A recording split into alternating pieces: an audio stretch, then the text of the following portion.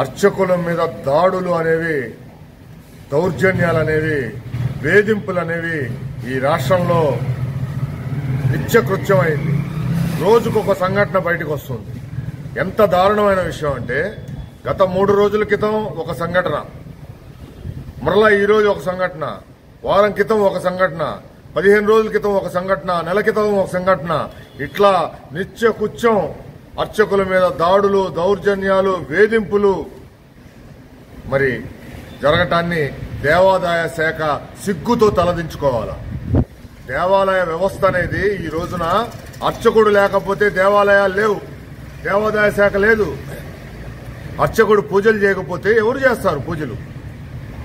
ఇట్లాంటి పరిస్థితుల్లో ఈ రోజున కొత్తగా ఒక సంఘటన, తూర్పుగోదావరి జిల్లా బిక్కవోలు లక్ష్మీ గణపతి దేవాలయంలో వినాయకుడు, అక్కడ ప్రఖ్యాత క్షేత్రం అది, ఆయన వినాయక స్వామి విగ్రహం పెరుగుతూ ఉంటుంది సంవత్సరానికి ఇంత సైజ్ అని చెప్పి. అట్లాంటి ప్రఖ్యాత స్వయంభూ దేవాలయంలో పనిచేసే అర్చకులు సంతోష్ శర్మ, మరి ధర్మకర్త చలపతి శర్మ, వీరిని రాంబాబు రెడ్డి అనే ఈవో వేధించడం బిగిన్ చేశాడు. వాళ్ళకి దేవాలయం కాంపౌండ్ ఆనుకొని ఇల్లు నిర్మాణం వాళ్ళ తాతల నుంచి తరాల నుంచి ఇల్లుంటే, ఆ ఇంటి వెనక గోశాల ఉంటే, ఆ గోశాలని ఖాళీ చేయించి ఈవో రాంబాబు రెడ్డి ఖాళీ చేయించి బయట గుడి బయట స్థలం ఒకటి అద్దెకి తీసుకొని ఆ స్థలంలో గోశాలని ఏర్పాటు చేసి ఎండోమెంట్ ద్వారా అద్దె కడుతున్నాడు.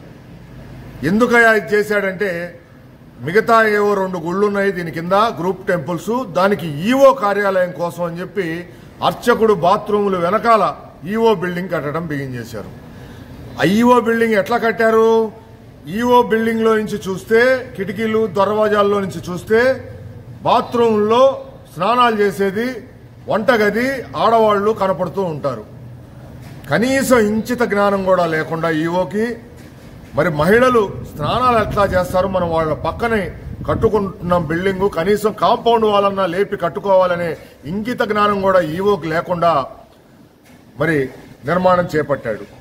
దీనిలో భాగంగా అర్చకులు, ధర్మకర్తలు, భక్తులు ఈవోతో మాట్లాడి ప్రాధేయపడితే, మా ఇష్టం వచ్చినట్టు బిల్డింగ్ కట్టుకుంటాం, మీరెవరు మమ్మల్ని అడగడానికి అని చెప్పి వాళ్ళ మీద దౌర్జన్యం చేశాడు.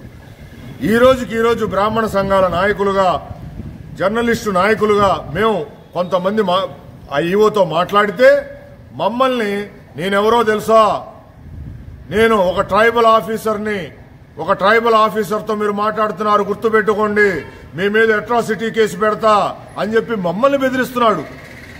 అంటే ఈవోకి ఫోన్ చేస్తేనే అట్రాసిటీ పెట్టే స్థితి రాజ్యాంగం నిర్మాత బాబాసాహెబ్ అంబేద్కర్ గారు రాజ్యాంగంలో ఎక్కడా పొందుపరచలేదు.